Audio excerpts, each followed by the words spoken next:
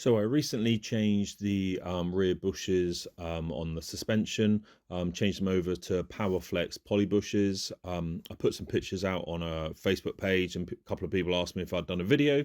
I hadn't because I was spending time with my dad, but I thought I'd just put through some information that hopefully this would be enough for you to be able to do it yourself. So basically, we're looking at the back end. The back end has steel arms. So unlike the front, where there's aluminium arms, there's no steel insert needed in the rear arms. So all you have is the steel outer and then the rubber inner.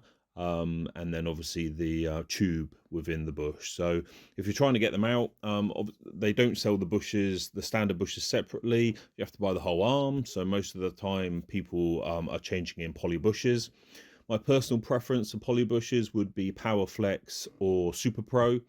A lot of the cheaper ones just aren't up to it. I believe also on the Powerflex you get a lifetime warranty. So if you do have an issue, then obviously you can go back to them. So let's have a look here. So basically, if you've never done it before, when you get poly bushes, normally you get two top hat sections, which is the poly bush, which you push in from either side of the arm, and then you have a steel inner. I believe, without checking, but I do believe the inner on the Powerflex ones is stainless steel.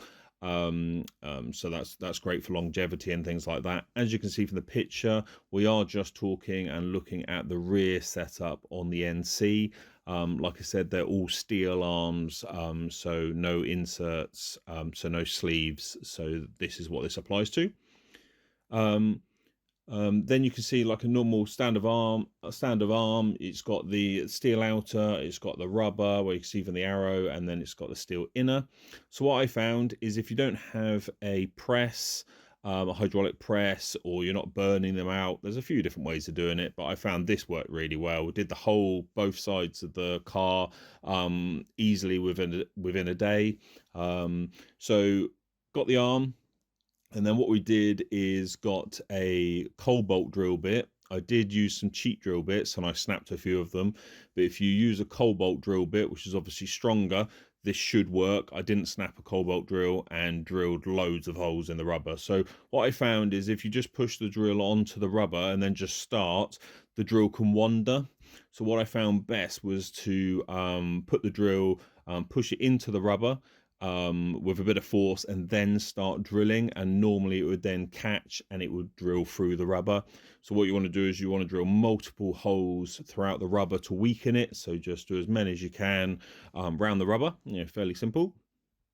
And then on the next picture you can see that what we had was a nice strong 5-inch G clamp.